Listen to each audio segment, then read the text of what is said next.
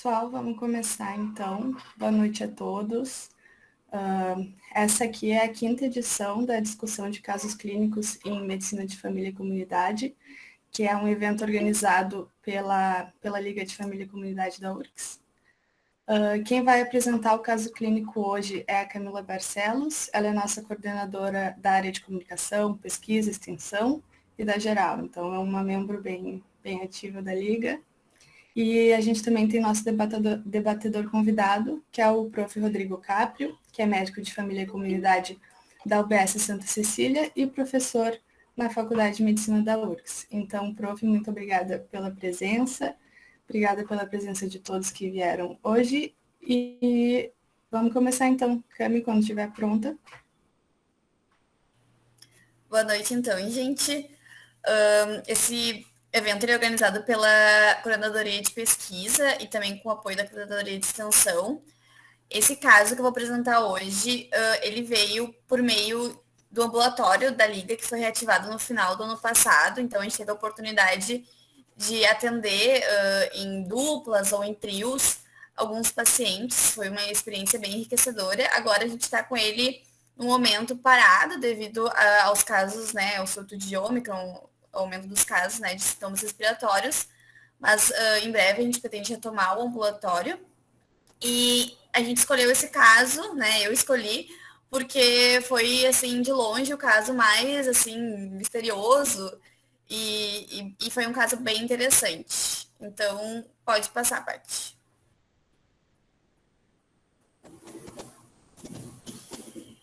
Então, a nossa paciente é uma paciente feminina de 63 anos, advogada, e ela veio, então, ao ambulatório da Liga com a queixa principal de dor e formigamento internas. Pode passar? Ela tem de prévios, então, uma hipertensão.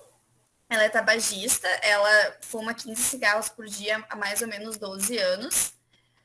Em 2020, ela fez uma polipectomia, né? Ela foi detectado pólipos colônicos sésseis, detectado, então, adenoma tubular com displasia de baixo grau.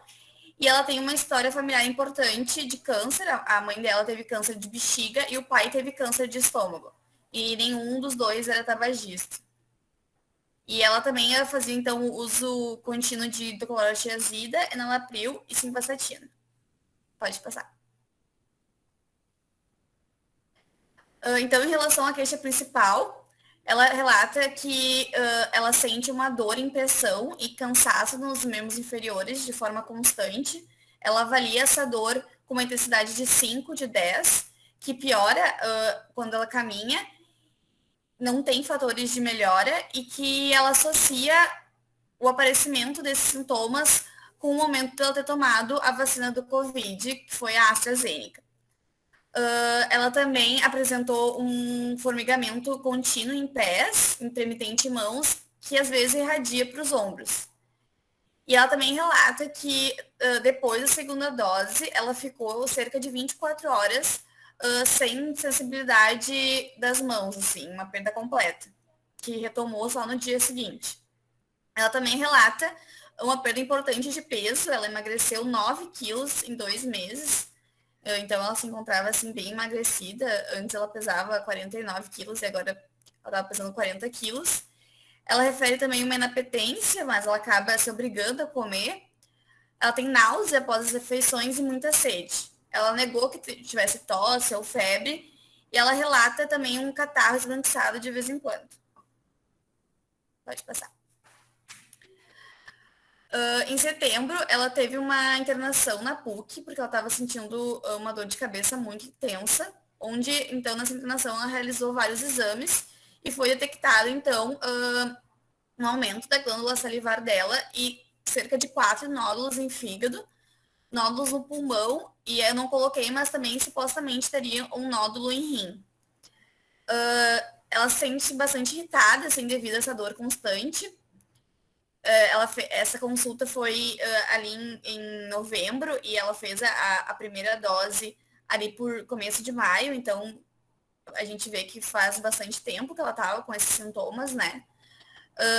E ela também, ela relata que ela finge que tá bem para todo mundo à sua volta. Ela não compartilhou esses sintomas que ela estava tendo nem para o marido, nem com a filha. Não contou para ninguém. Ela também diz que não gosta de ver o médico, vem só quando, né, em último caso. Ela relata que tem se sentido bastante chorosa, chora quase todos os dias. E também relata insônia, ela não tem conseguido dormir devido a essa dor que ela tem à noite, né? Pode passar. Então, no exame físico, ela estava em bom estado geral, estava lúcida, orientada e coerente, mas estava bem emagrecida, né? Como eu comentei, ela teve uma perda de peso bem importante. Apesar dela ser baixinha, né? Uma altura de 1,43, a gente vê que é um peso baixo. Na ausculta cardiovascular, então, o ritmo estava regular, 3 tempos e refluxo hepatojugular. Tem refluxo hepatojugular. Na ausculta pulmonar, os músculos estavam uniformemente distribuídos, sem ruídos adventícios. No teste de sensibilidade, então, a paciente relatou que quando a gente tocava nas pontas do dedo da mão esquerda dela, ela tinha alguns choques, o que é, né, bem diferenciado, mas que ela não tinha outras alterações de sensibilidade em membros inferiores ou superiores. Em questão de reflexos, eles estavam presentes, estavam simétricos, mas ela refere que depois que a gente fez, então, todos os testes de reflexo, ela começou a sentir uma piora do formigamento. A força dela estava preservada, mas em membros inferiores, mas diminuída no antebraço esquerdo. E na pele ela não tinha nenhuma lesão. Então, volta um pouquinho, Paty. Eu já dei um spoiler, mas eu queria ouvir um pouquinho de vocês. O que vocês acham, assim, que da história dela foi importante até agora, assim, se a gente pudesse elencar uma lista de problemas ou, assim, algo que vocês viram que foi interessante e foi importante, assim, para o diagnóstico dela, o que vocês diriam?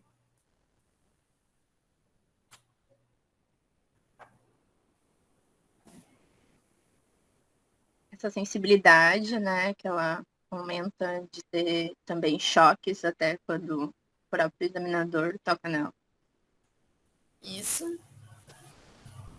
De repente essa tristeza que ela tem, né, que ela chora de vez em quando, insônia, dor, parece alguma coisa com fibromialgia também, né? Importante. A perda de peso também, acho que é algo que chama atenção. Isso.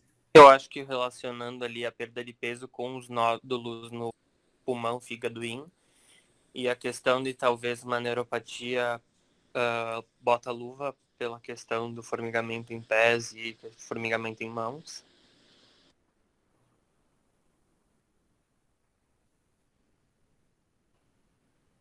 Ela tem uma história familiar importante também, né? Tanto o pai quanto a mãe tiveram câncer. Então é uma coisa que chama atenção, pelo menos me chamou a atenção durante a consulta dela.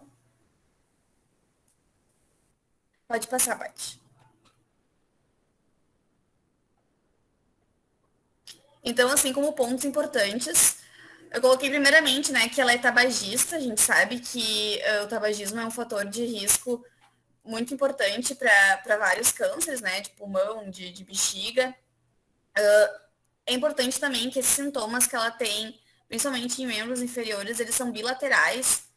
Então, a gente talvez não pense tanto em algo, alguma, né, insuficiência venosa, também não pensaria talvez em alguma sequela de AVC, porque geralmente acometeria só um lado, né?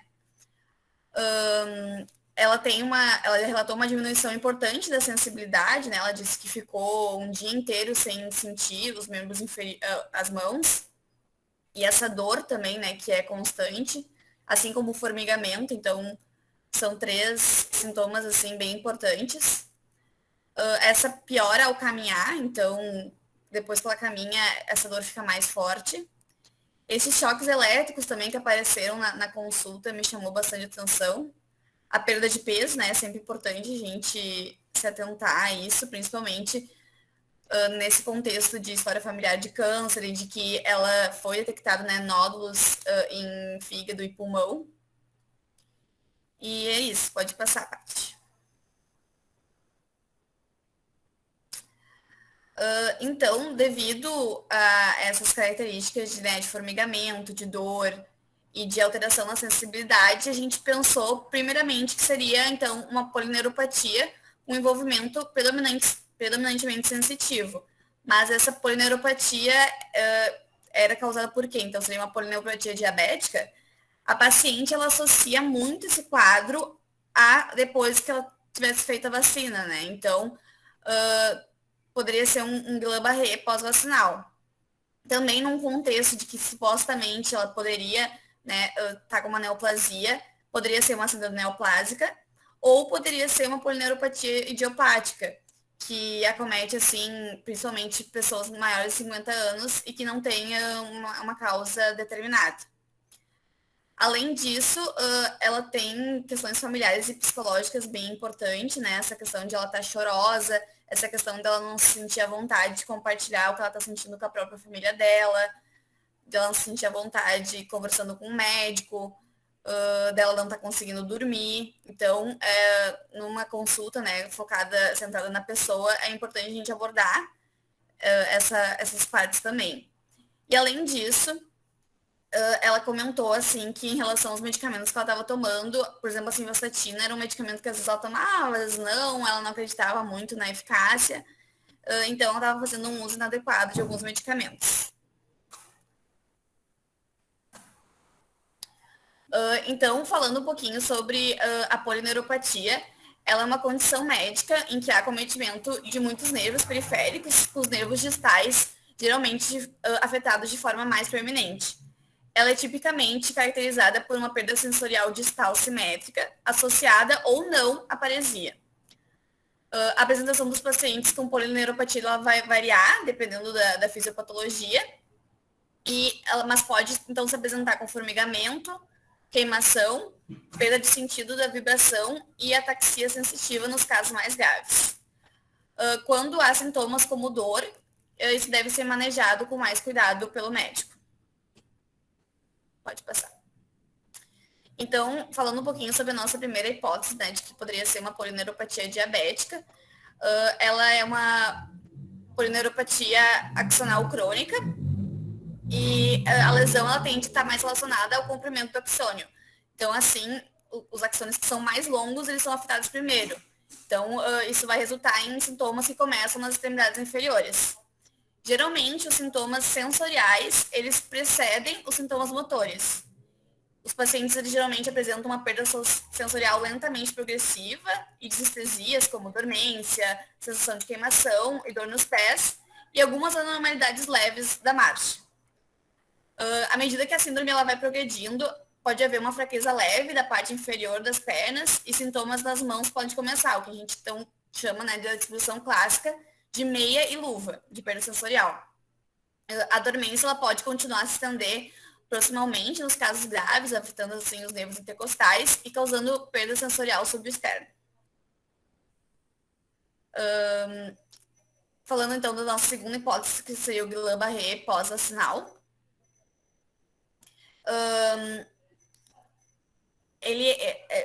Pacientes que têm polineuropatias desmobilizantes agudas, principalmente no caso da síndrome de Guillain-Barré, a apresentação é muitas vezes bastante distinta da maioria das outras polineuropatias.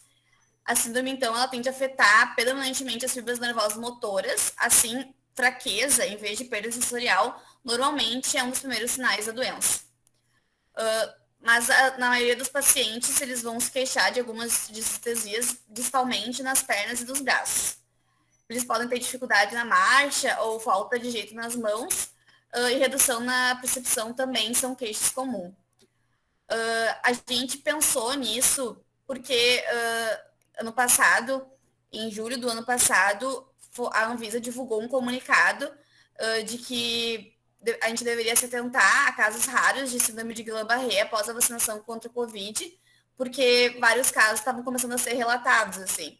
Então, até julho do ano passado, a Anvisa tinha recebido 27 notificações de casos suspeitos da vacina, após a vacinação da AstraZeneca, além de 3 casos com a vacina da Janssen e outros 4 com a vacina da Coronavac.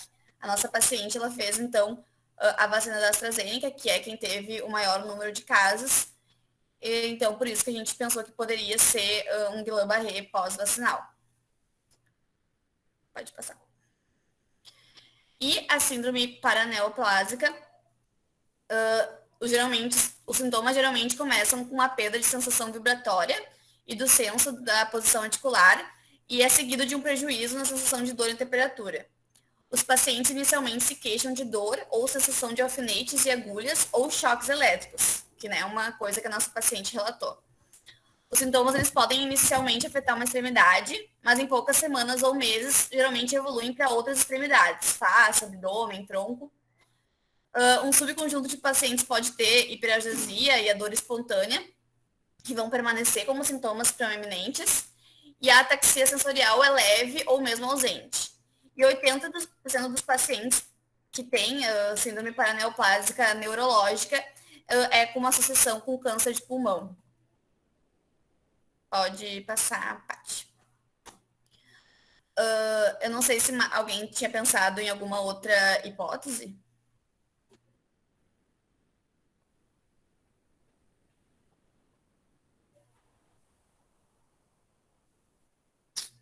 Não? Bom, a gente pensou em polineuropatia diabética, então seria esperado a gente pedir um lab de glicemia, né? Apesar de que nos exames anteriores dela, ela não se apresentava como diabética, ela tinha uma hemoglobina glicada de 5,6. Então, dificilmente, em tão pouco tempo, ela apresentaria uma complicação crônica dessa maneira, que seria a polineuropatia diabética. Além disso, déficits de B12 e hipotireoidismo também podem apresentar alguns sintomas neurológicos, então a gente achou importante dosar os hormônios tireoidianos e a B12 e fazer uma eletromiografia pensando em Guillain-Barré pós-vacinal. Além disso, a gente achou que seria muito importante a gente orientar ela sobre uma ajuda psicológica, para ela talvez conversar com alguém sobre, já que ela não sentia vontade de conversar com a família dela, conversar com alguém sobre o que ela estava sentindo, sobre as dores que ela tinha, e até entender por que ela tinha essa dificuldade de conversar com a família. A questão da insônia também poderia ajudar. Como terceira conduta, também orientar sobre o uso adequado de medicamentos, É importante tomar a simvastatina de forma contínua e de forma certa, com boa adesão. A gente também conversou com ela sobre como é importante ela acessar o tabagismo, pela questão tanto do câncer como de outras doenças advindas desse hábito. E no final, assim, acabou ficando... a nossa hipótese ficou principalmente como síndrome paraneoplásica, pela questão dos nódulos, que ela tinha, e também pela questão da perda de peso, pela questão da história familiar, de câncer na família dela. E é importante também que a gente tentou criar um vínculo, assim, de que ela mantivesse o vínculo com a UBS, continuasse vindo nas consultas para a gente fazer um acompanhamento do quadro dela. Também tentar tirar um pouco essa ideia dela de não gostar de vir ao médico, E é isso, assim, a gente ficou bem curioso, assim, porque à primeira vista a gente quis associar muito a vacina, mas às vezes o paciente, ele associa no primeiro momento, às vezes fica muito nervoso e na verdade os sintomas poderiam ter começado antes, mas ela associou quando ela fez a primeira dose, Mas na verdade poderia ter nada a ver. Mas ao mesmo tempo teve, casos de Guillain-Barré pós-vacinal, então poderia ser uma possibilidade. Não sei se... Acho que é isso, basicamente. Foi um caso bem legal, assim, bem diferente do que a gente estava acostumado, bem desafiador, sobre qual conduta, seguir. E é isso.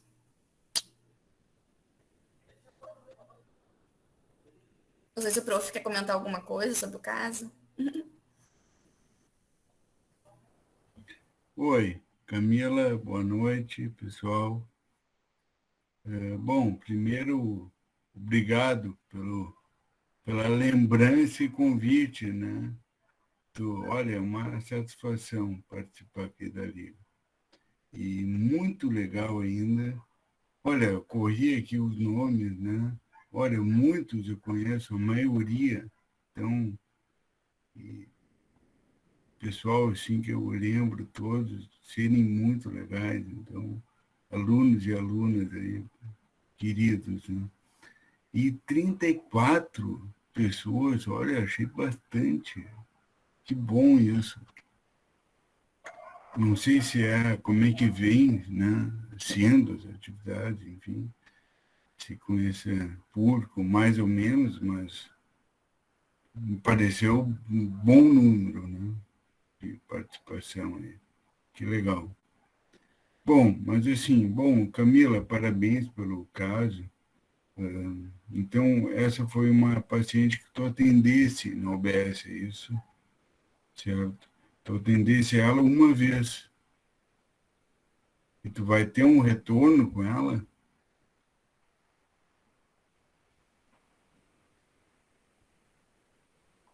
Na verdade, ela já teve retorno, mas daí foi na agenda normal, né? Não no ambulatório. Sim, tá. Desse retorno aí, tu não tem notícia. Ela estava com a B12 normal, estava 400 e pouco. A glicemia estava normal também, uma hemoglobina glicada continuava de 5 e pouquinho, e a glicemia estava em 80 e poucos.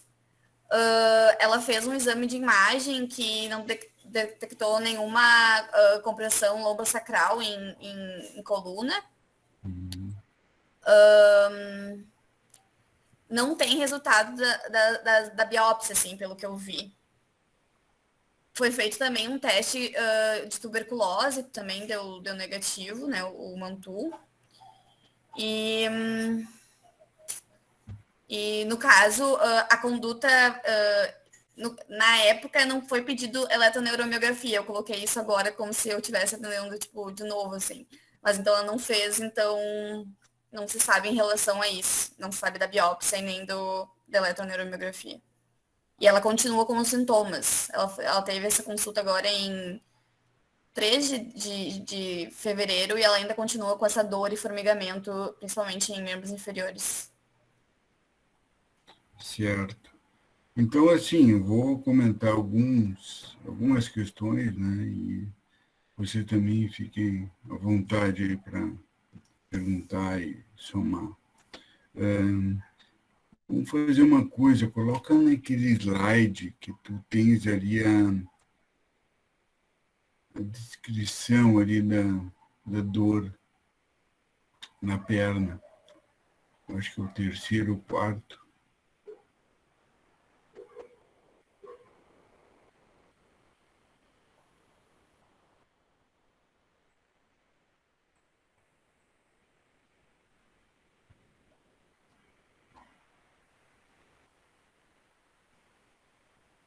Então, assim, ela é uma paciente de 63 anos e hipertensa e tabagista, né?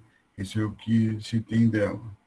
Uma coluna lá passada com uma alteração benigna, né? Então, esse é o passado dela. Não estou conseguindo ler ali, então não tem como ampliar.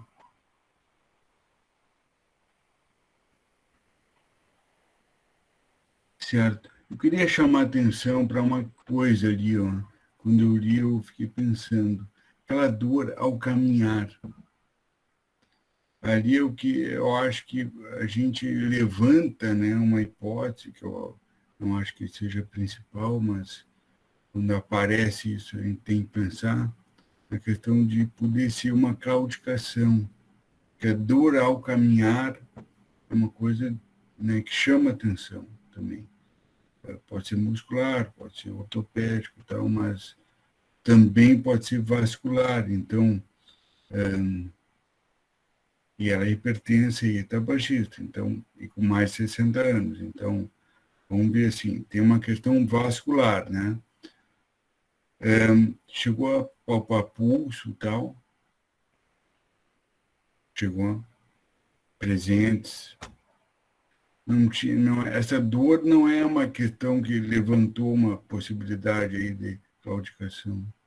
Chegou a se pensar nisso e não se avançou, talvez. Camila. É questão venosa.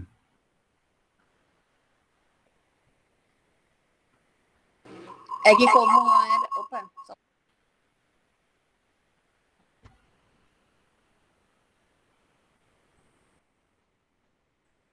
Já sei, assim. Tranquilo. É que como era simétrico, né, e bilateral, a gente pensou que... A gente não pensou assim que pudesse ser algo vascular. Pensou mais em... Certo. Então, olha o caminho, né, que eu vou fazer. Bom, era hipertenso e tabagista, mais de 60 anos. Bom, vamos ver a parte vascular e tal. Não é, né? Não pareceu uma claudicação, pulsos legais, parte venosa também não parece ser, tá? Bom, aí tu falasse em questão diabética, né, da neuropatia diabética. Ela não é diabética, então aquela hipótese ali também a gente afasta. Aí, passado essas duas, né, a gente vamos pegar a questão da vacina, né?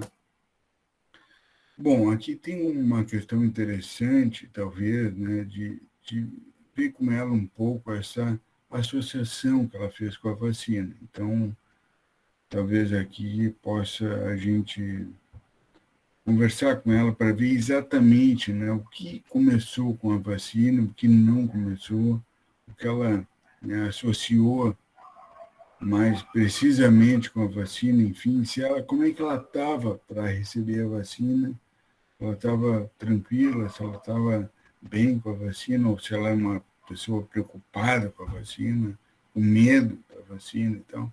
Então, e muito, né, dessa coisa aí rolou em torno disso, né? Então, as pessoas também... Ela era uma pessoa bem preocupada, assim, com a vacina. Até pelo tanto de fake news que a gente vê, né? E ela tinha bastante receio, assim. E aí pode ser o gatilho que faltava ali para ela, né, desenrolar ali toda uma questão ali que talvez até já viesse, né? Porque assim, ó, não parece ser também uma Guillain-Barré, né? Porque também, assim, ela não tem uma alteração, pelo menos descrita aí, de marcha, né, ou motora mais propriamente, parece ser uma coisa mais, assim, formigamento, sensitiva, né, de choques e tal. Tem uma parte motora nisso ou não? Não?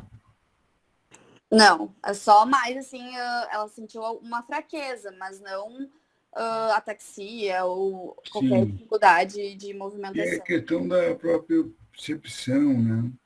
Não sei se testaram isso, mas aí são duas coisas, né?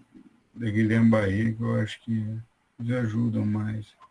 Mas, enfim, eu acho que o exame ali da parte neuro, eu acho que ajudaria ali a afastar isso. E aí até tranquilizar ela com relação a isso, né? Não que a gente possa ter 100%, né, de certeza, mas não é uma questão assim que eu acho que mereça a gente investir, né, no caminho. Até pelo contrário, se ela era preocupada com a vacina, despreocupar ela, né, com relação à vacina. Olha, fala, Patrícia.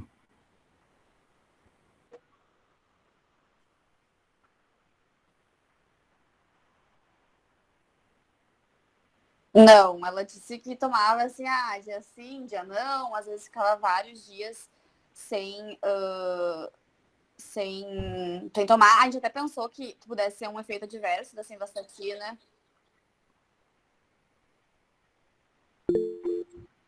Mas como ela estava tomando de forma bem irregular, daí a gente acabou descartando. E qual dose ela usava? Lembra? Já vejo, prof, peraí. E também aí, né, a gente soma uma questão que é muito bem colocada, Patrícia, tá? Que é assim, pode não ser relacionado com a droga em si, mas pode ter sido associada, por exemplo, com um aumento de dose, algo assim, né? E aí revisar um pouco isso, porque realmente pode ser. Não, 200 miligramas, prof. 200? 20. Não, aí a gente baixava ela e, né? 20. Ah, tá, Minha não. visão tá dupla aqui, viu? Um zero a mais. Credo, aí eu, meu Deus, vamos zerar o colesterol dela. Um pouquinho de colesterol é bom, né? Não vamos radicalizar com ela. Não, mas... então uma dose baixa, né? Mas assim mesmo, acho que vale né, a suspeita aí. Mas não parece ser também, né? Bom, mas aí a gente vai para o exame físico, né? E aí tem um Uma dado, dúvida. né? Aí tem um Desculpa. dado que é impactante, tá? Que é o peso dela. E o IMC dela é 19,4. Calculei aqui. Então, ela é baixinha, né? Mas assim, com esse peso aí, realmente, ela perdeu peso. Né? E ela diz que perdeu quase 10 quilos, então alguma coisa aconteceu. Fala, Jéssica. Então, é porque eu não lembro se vocês falaram se ela fez o exame de diabetes, porque a questão do formigamento, a perda da sensibilidade, além da questão do tipo da dor e tipo no formigamento das pernas, pode ser uma questão de uma diabetes compensada, no caso, né? Seria uma ótima hipótese para explicar tudo. Porém, o Exatamente. teste foi bom.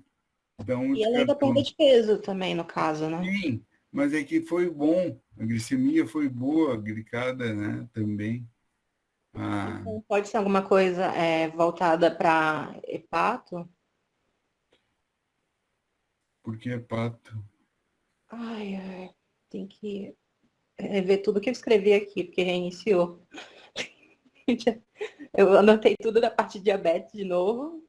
Agora eu vou ter que Sim. ir para a parte de hepato Não, de novo. diabetes poderia ser, né? Sim, faria muito sentido, na verdade. Faria, mas a gente se apega e depois desapega as hipóteses, né? Sim, Porque sim.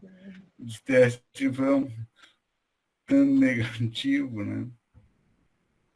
E Bom, não é nenhuma compressão neurológica também, né? E isso insuficiência aí a venosa. gente... Não, a parte vascular a gente já passou e a princípio não, não tem dado para isso. Né? Tá bom, desculpa aqui. Claro que não. Tem um gato ou uma gata aí participando. É gatinha.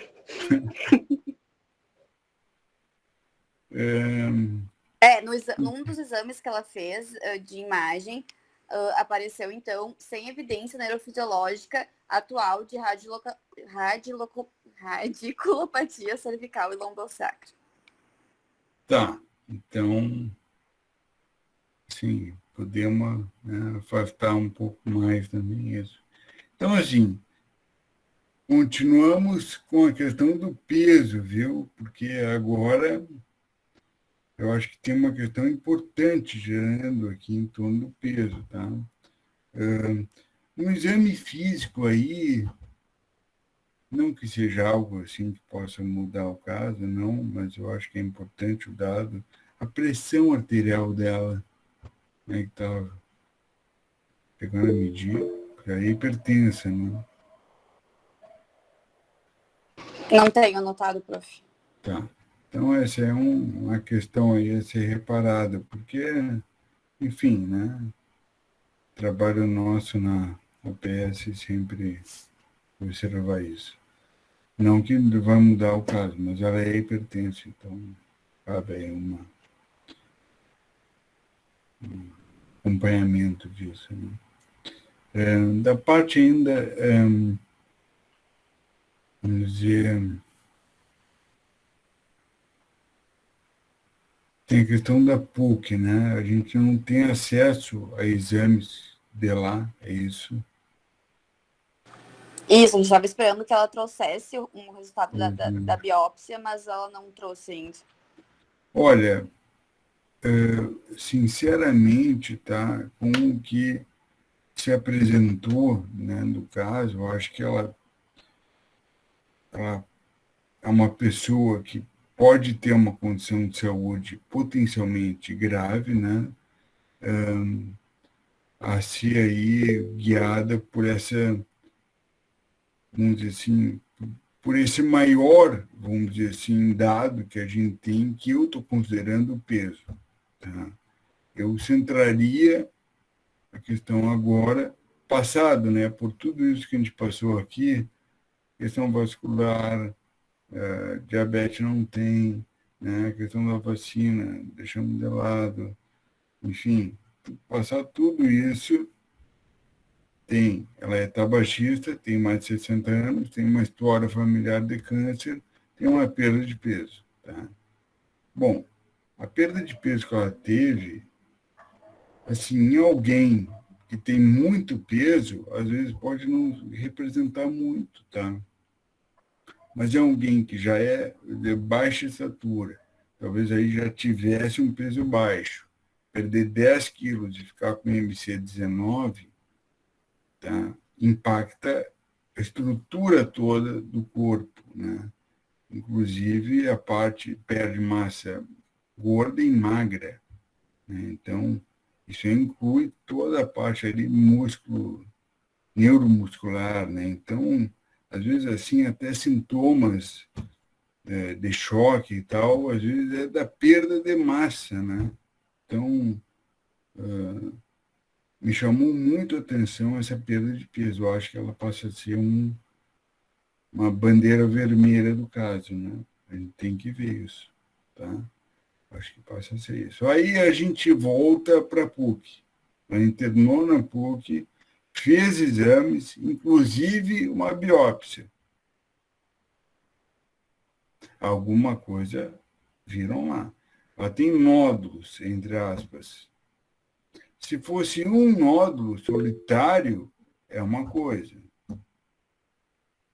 Agora, nódulos no plural, aí começa a aparecer outra. Né? Porque, assim, nódulo benigno é uma coisa que pode acontecer e tal, mas aí tu tem lá um nódulo, 2 no máximo, uma coisa assim. Agora, nódulos e biopsiou, então, para mim, o caso ele vai dando essa linha, né? Ela tem uma perda de peso, tem alguma questão em pulmão, é tabagista, biopsiaram. Eu acho que, vamos dizer assim, a gente acaba tomando isso aí como um guia aí maior da condução do caso, né? Pelo menos assim que eu estou vendo. O que ela pode fazer, e a família também, né, é pedir o prontuário na PUC, uma cópia, trazer para o UBS, né, para a gente ter um reparo lá, ou até o médico dela na UBS tomar conhecimento de quem acompanha ela lá, quem entrar em contato, por exemplo. Aqui eu já entraria num outro ponto, né? Tem 2 outros pontos aqui para a gente ver, na verdade. Se eu estou caminhando, né, para a ideia de perda de peso, tomando isso aí como um norte, né, aí eu posso abrir o capítulo do Duncan, ou do Tratado de MFC, ou Up to Date, né, também. Pega lá, perda de peso. vocês pediram ali TSH, tá certo, né? Glicemia já foi, B12, né? Tá certo e tal. Teria que ver outros exames aqui, talvez uma função hepática, função renal, né? Enfim, e aí pensar ali que outros exames poderiam ajudar aqui nessa investigação inicial, né?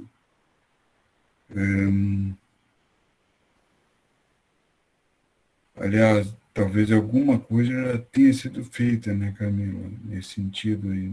TSH normal, né? Imagino. Sim. Sim. Hemograma também ela tem, deve ter, claro.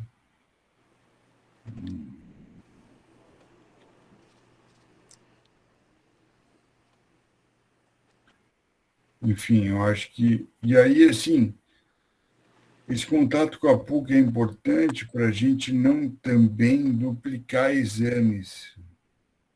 Então, por exemplo, assim, um raio-x de tórax, né? Ela deve ter feito lá. Eles vão pedir de novo, né? Exame, não é ecografia abdominal, né? Hepática e renal. Deve ter feito lá alguma coisa. Tomografias e tal. Se beneficiaram, devem ter investigado bem ela. Então, eu acho que aqui entra uma questão de não repetir também exames com ela, né? Cirrose. Quer falar, Jéssica? Então, para mim é cirrose. Naquele momento sincero, assim. A cirrose, ela causa refluxo hepatojugular, que é importante sinal da insuficiência cardíaca congestiva, que ocorre um aumento da volume e turgência da veia jugular externa, que acho que isso é fato, né? E também ela ocorre uma perda de peso principalmente durante o começo, e deixa eu ver, a fraqueza, apetite, náusea e também da questão do formigamento. Certo. É claro que, né, a gente, a princípio, assim, eu acho que é uma hipótese, né? Porém, É uma hipótese levantada. certo, esse refluxo ali hepatojugular foi o único dado, né, que nos remeteu a isso, embora nenhum outro aspecto do exame físico tenha mostrado, nem da história, né, ela tivesse alguma coisa assim, que pudesse remeter ao fato dela ter cirrose. Agora, como eu falei ali, ó, a perda de peso incluía função hepática e renal, então, PTJ, GP, gama GT, FA, né? Uhum. E aí tu vê. E aí vem um TGP altíssimo, uma GT altíssima. Bom, não tem história de álcool, mas talvez tenha IHCV, tenha outra questão viral, ou Pode outra ser causa de lesão hepática e tal. Bom, aí abre um outro leque, né, de investigação, claro, né? Mas tu vê ali, quando eu digo, olha, naquele momento ali que a gente centrou o caso na perda de peso, eu abro o capítulo do Duncan, o tratado up-to-date, ou, né, também aberto aí para algum outro livro de medicina interna, né? Mas, enfim, aí eu estudo. Perda de peso, abre o guarda-chuva, laboratórios, exames de imagem e tal, né? Laboratório a gente já descarta um monte de coisa, tá? Mas no caso dela, a imagem é muito importante, porque ela tem essa questão de ser tabagista, ser idosa, ter histórico familiar de câncer, né? Então, de perda de peso agora, então, precisamos ter imagem torácica, abdominal, né? No mínimo, né? No caso, ela já fez isso. Então, agora eu, como médico na UBS, eu posso pedir um lab, porque um lab não é uma coisa assim né, tão que demanda muito e tal, nem é uma coisa. Agora, se eu for começar a investigar mais ela, pedir uma TC de tórax e tal, uma eco, né, abdominal, bom, aí eu tenho que pensar assim, não vou submeter ela a repetir exames de forma, né? Então, eu, como médico dela, ou pediria para ela me trazer da PUC, ou eu entraria em contato com a PUC. Aqui eu estou pensando na paciente. Apesar de Porto Alegre, né, em Porto Alegre não tem uma integração desses temas, né, cada instituição tem uma, então isso aí é uma coisa ruim, né, para coordenação, cuidado, né.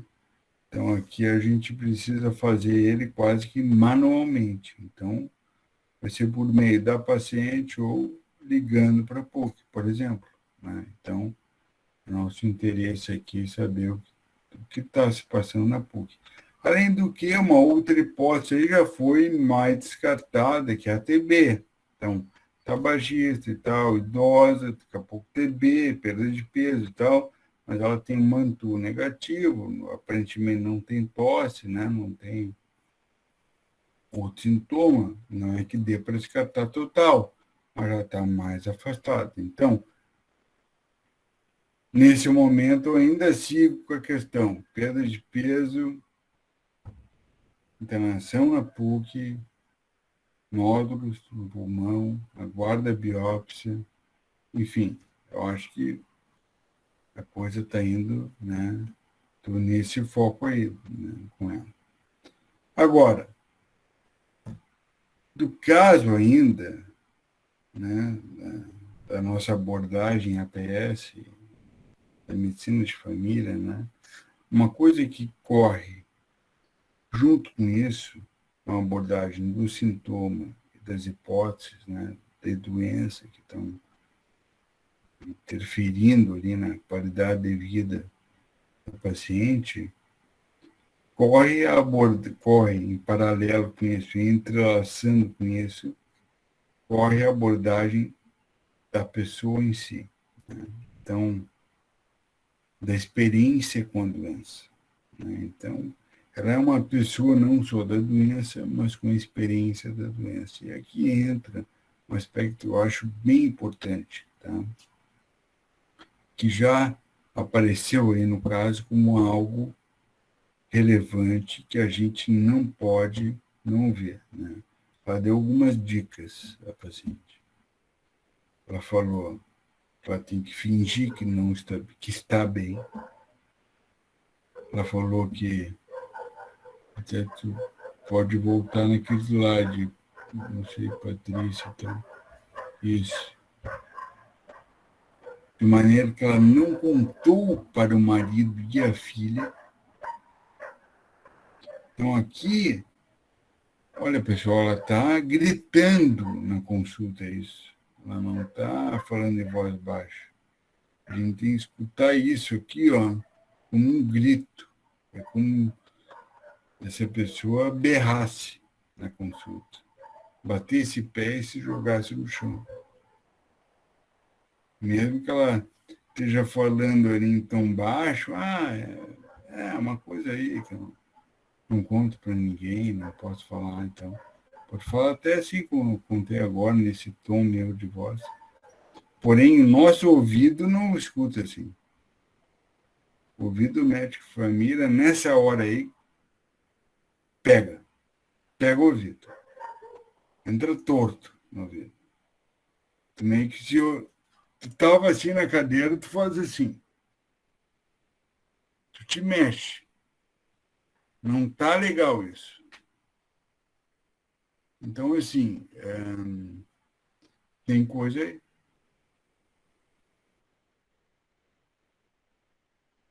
Fala.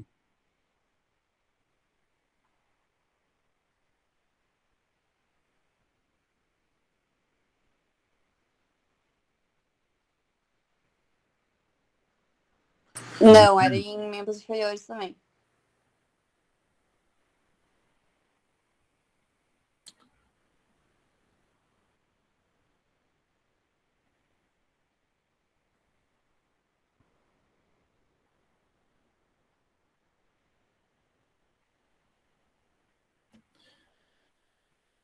A claudicação é uma dor assim, ó, muito intensa ao caminhar, e a pessoa ela tem uma coisa assim, olha, eu começo a caminhar, meia quadra e uma dor fincada, forte, eu paro e passa. Ou uma quadra, 2 quadras. A pessoa quantifica a claudicação.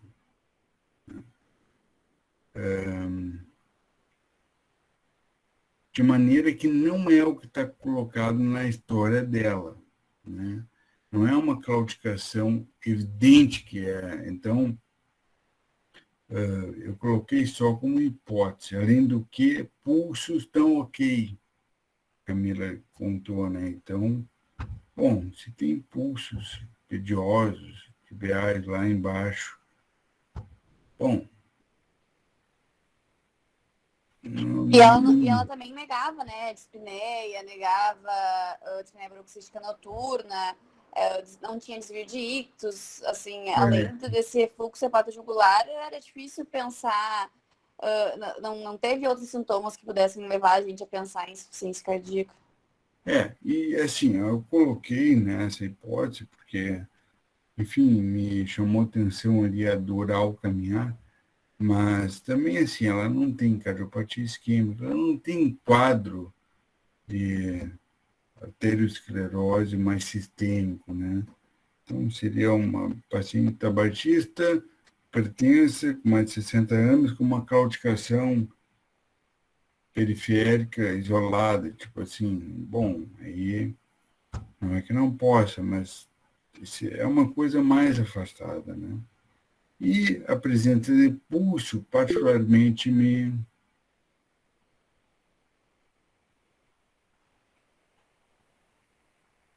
certo.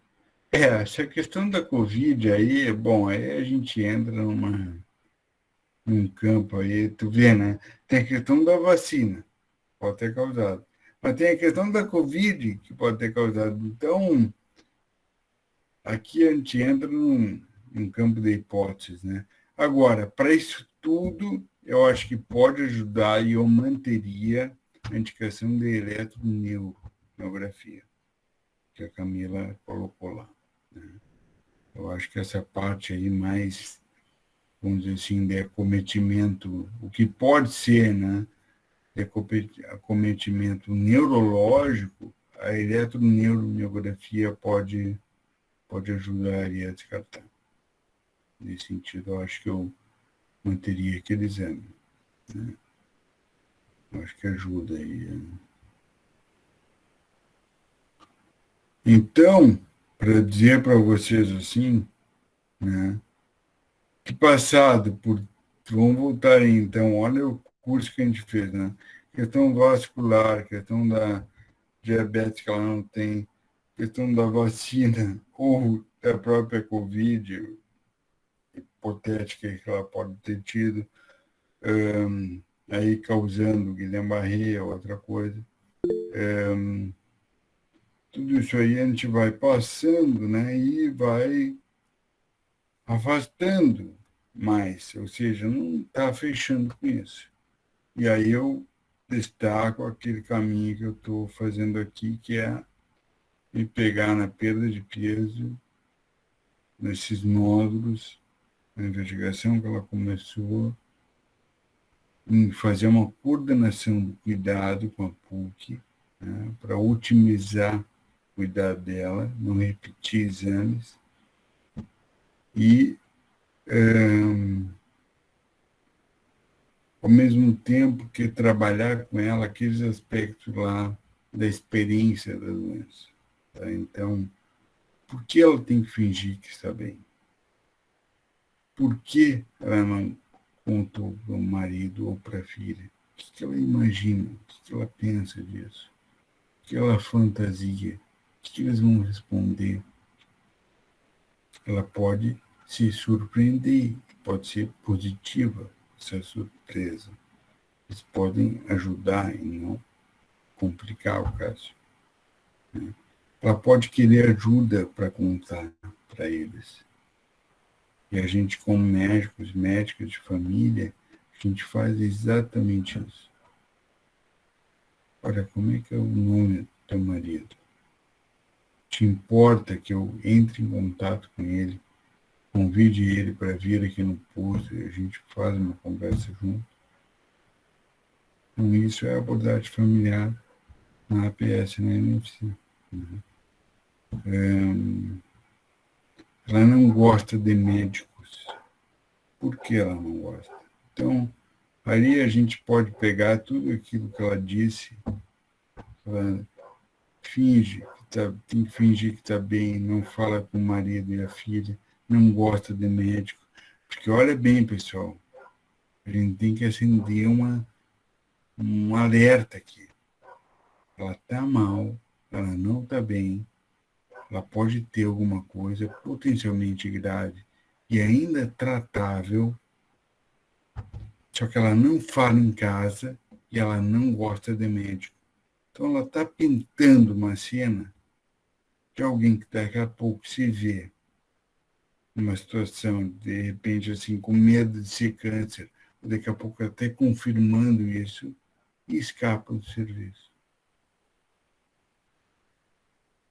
Então, não falta consulta. Então, para quem atender ela no BS, de repente bota lá, não compareceu. Então, eu acenderia aqui um alerta com ela. Por isso a importância também de abordar isso com ela. Por que tem que fingir? Por que não fala com o marido? O que ele ia dizer para ela? O que ela imagina? Porque ela percebe o que? Assim, ela tem algum medo? Qual é esse medo? Por que não? O que ela acha de contar? Que ajuda para isso? Olha, eu vou fazer uma coisa. Eu quero conversar com teu marido, junto contigo. Pode ser até tua filha junto, se tu quiser. Isso aí é tu que escolhe. Mas eu quero te pedir, então, eu vou ligar para ele e vou conversar com ele. Vou chamar ele aqui junto contigo. Com a tua filha, se tu quiser ela, se não quiser, pode ser só ele. Que a gente conversa sobre a situação. Até para ele está a par da questão da PUC.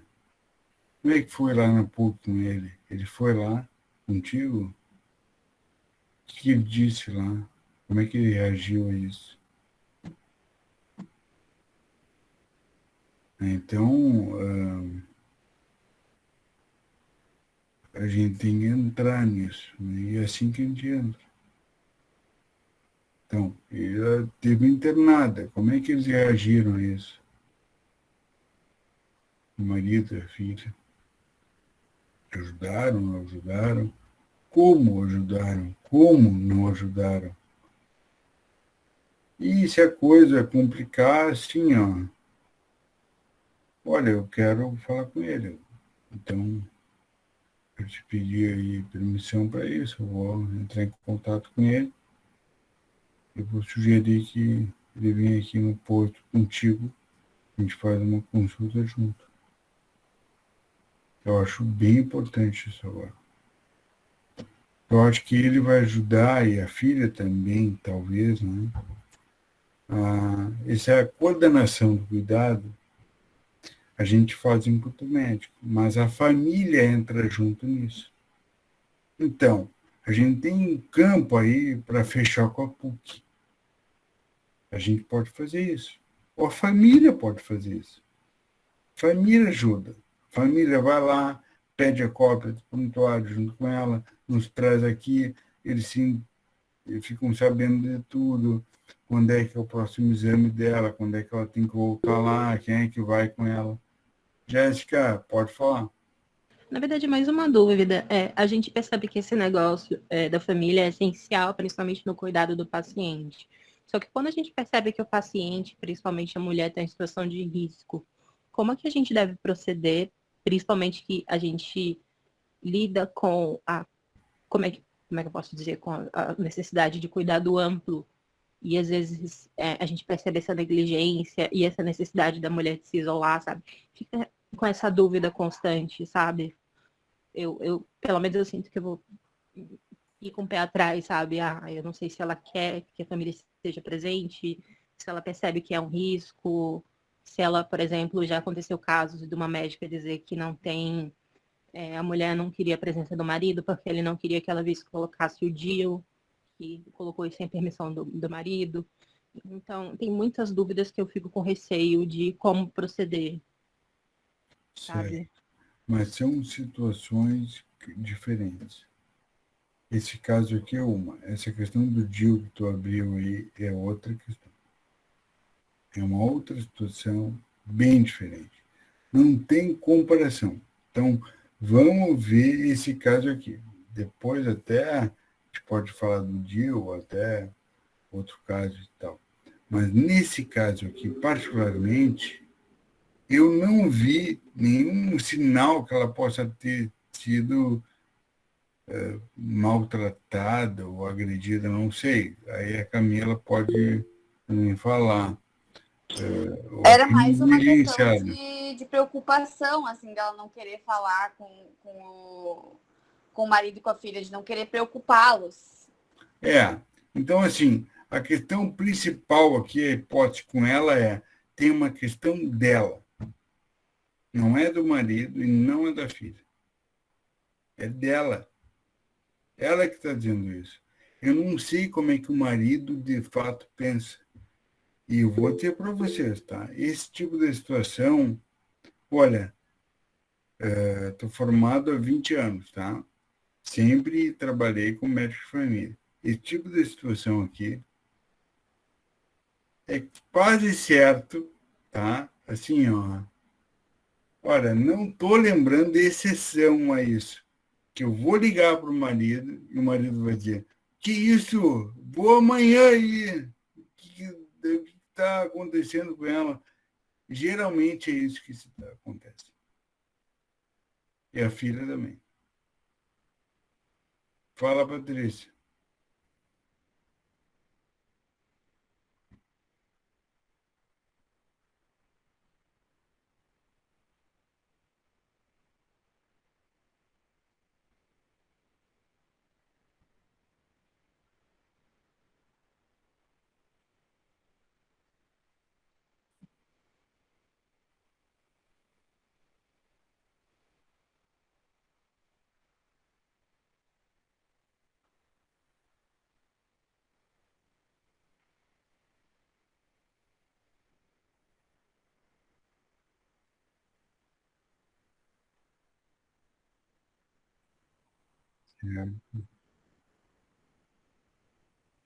Ótimo, tá?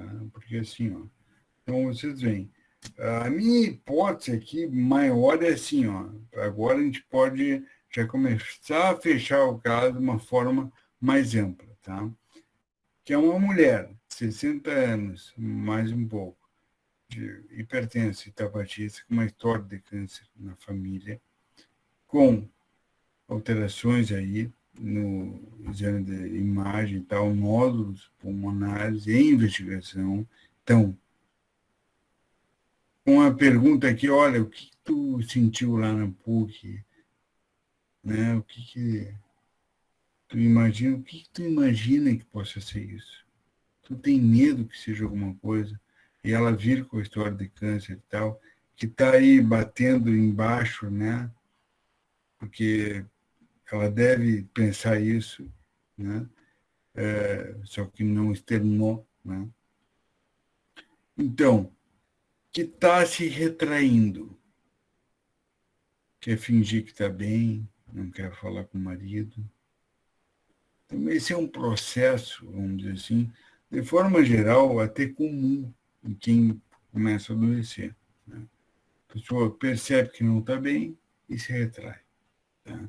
A nossa função aqui é encaminhar a investigação, né? Coordenar o cuidado junto com a PUC, incluir a família. Tá?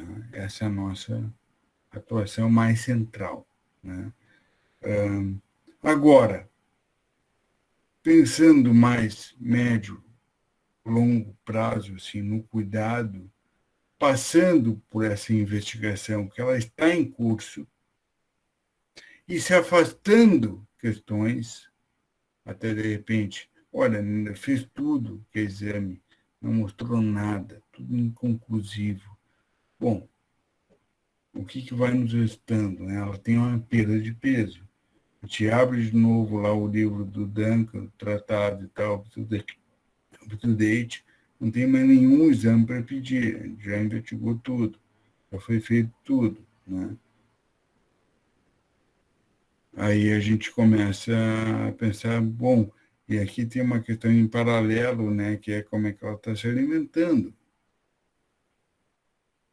E daqui a pouco aí se fingir que está bem e não gostar de falar com o marido e a filha, achar que não pode, é um sintoma aí de uma ponta, de um iceberg, de uma depressão que ela está enfrentando aí silenciosamente há muito mais tempo. Então, o caso pode virar do avesso, né?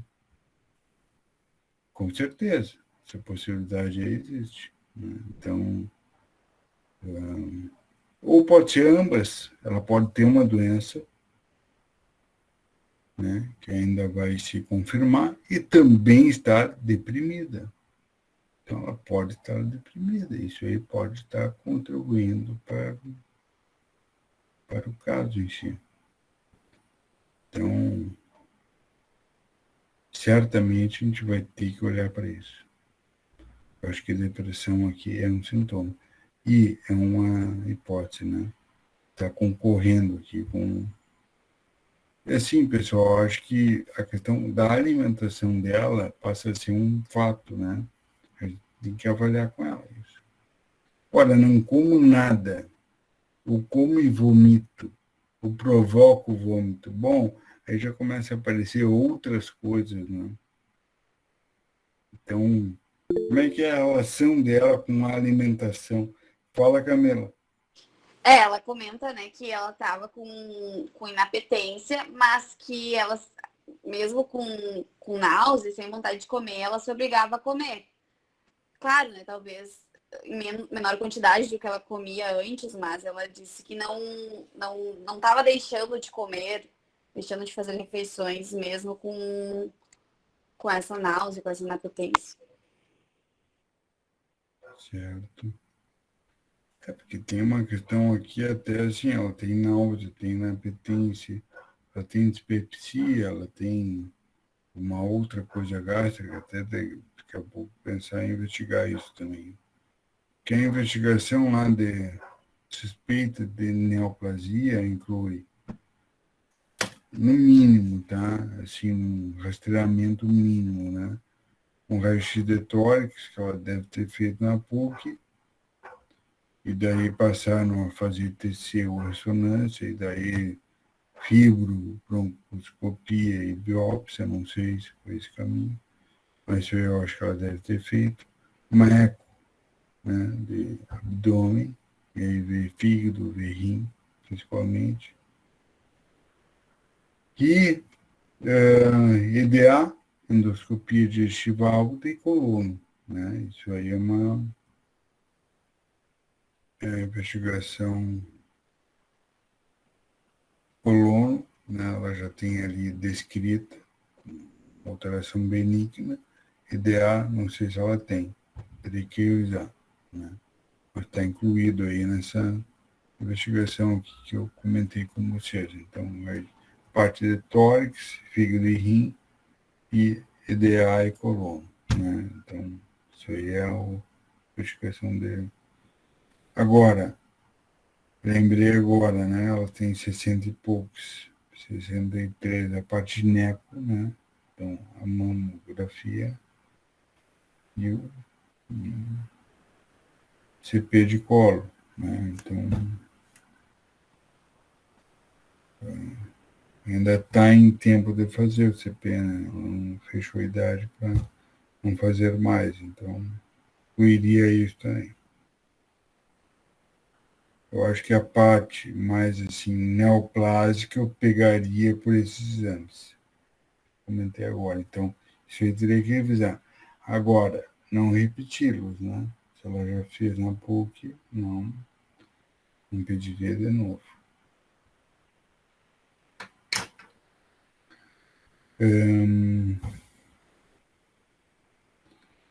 Enfim, eu acho que, então, com essa linha aí da investigação, a gente segue investigando, porém, eu me sentiria mais seguro com ela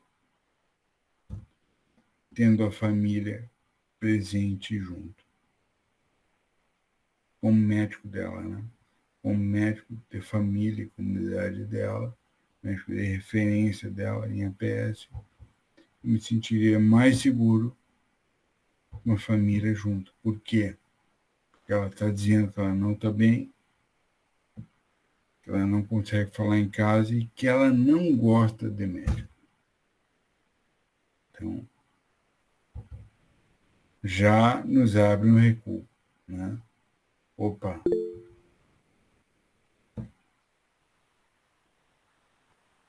Agora, olha, é que assim, ela tem formigamento em membros inferiores, que parece ser uma coisa bilateral e meio que simétrica, né?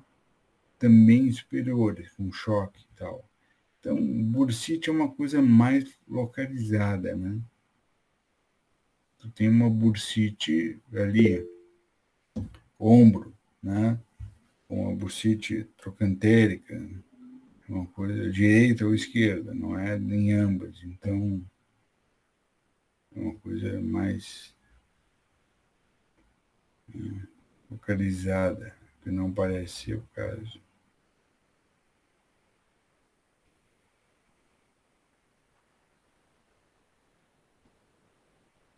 Olha, pessoal,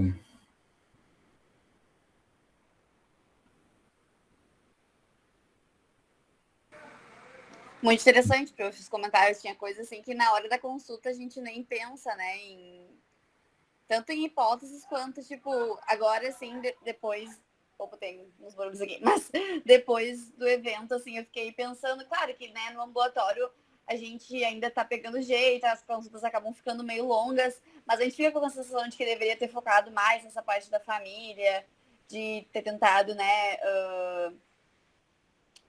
não convencer, mas trabalhar mais essa questão dela conversar com o marido, conversar com a filha, trazer eles para consulta, né? A gente acabou focando muito, assim, nos sintomas dela e acabou não vendo tanto, assim, essa outra parte. Então, fiquei bastante, assim, com isso depois de hoje. Camila, isso aí é o nosso dia a dia, viu? A gente, numa consulta, que ela aparecesse assim com tudo isso, certamente qualquer médico, viu, ficaria muito mais centrado no sintoma, nos sinais, né, dela, do que na história mais geral, ou mesmo da experiência dela com a doença, ou mesmo o contexto dela, né, que é a questão da família.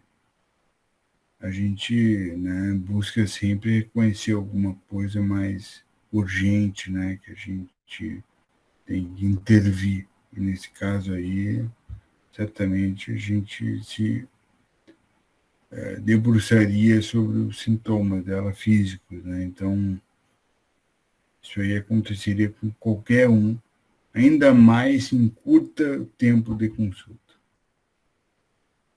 De maneira que vocês veem o seguinte, a medicina de família, né, a prática médica, até do ponto de vista mais geral, ela se dá no acompanhamento.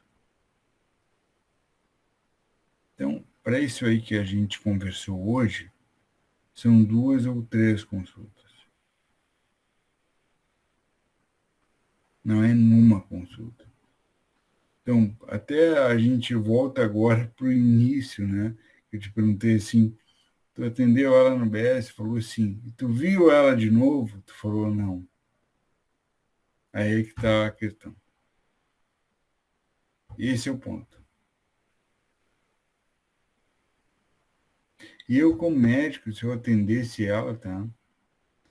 Isso que ela falou ali, de que ela tem que fingir que não está bem, que não conversa com o marido e tal, talvez eu escutasse, entrasse torto no meu ouvido, mas eu estranhasse, mas não me situasse muito bem ainda.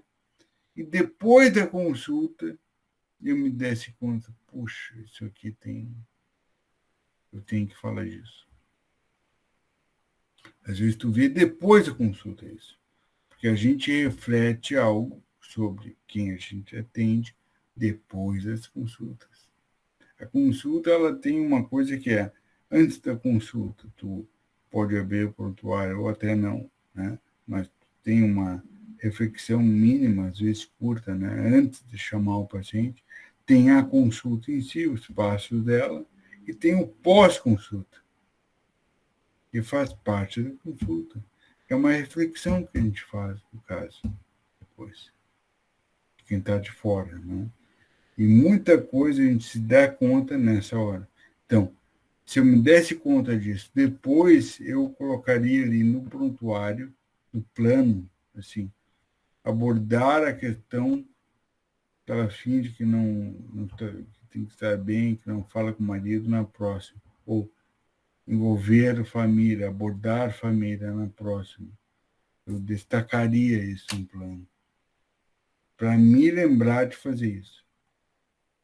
E aí seguiria, né, o acompanhamento. Então, são 2 ou 3 consultas, no mínimo, para a gente ter o caso na mão. Ainda mais um caso como esse aqui, que é um caso complexo. Tá? Esse caso aqui é de alguém que não está bem, né, que está em curso aí de uma investigação, que pode chegar em doença potencialmente grave, e que a gente pode ajudar e muito, né? Então, esse caso aqui é um caso para a gente ajudar. Então, como uma dica aí para vocês é isso, né? Tentar ir no ambulatório, sei que é difícil, né? No UBS, muita gente e tal, mas tentar continuar vendo o paciente, ou no mínimo anotar ali o prontuário e tal, e continuar acompanhando, né? Quem atendeu e tal, os exames, conversar depois com quem atendeu, como é que foi aquela paciente. Tem um retorno, né? Continuar acompanhando o caso. Então, é isso aí que a gente vai aprendendo, né? Sim. Então tá, prof, acho que foi muito legal a discussão para mim, acho que para quem Bom, estava assistindo também, aprendi bastante. Eu queria agradecer a todo mundo que veio, principalmente a ti, né, prof? Foi muito bom o debate. Obrigada por ter aceitado o nosso convite. Espero que tenha outras oportunidades também. Foi bem legal. E é isso, gente. Respondam ali o nosso formulário que vai funcionar como uma lista de presença, né? No final do ano ganha certificado quem compareceu aos eventos. E é isso. Agradecer.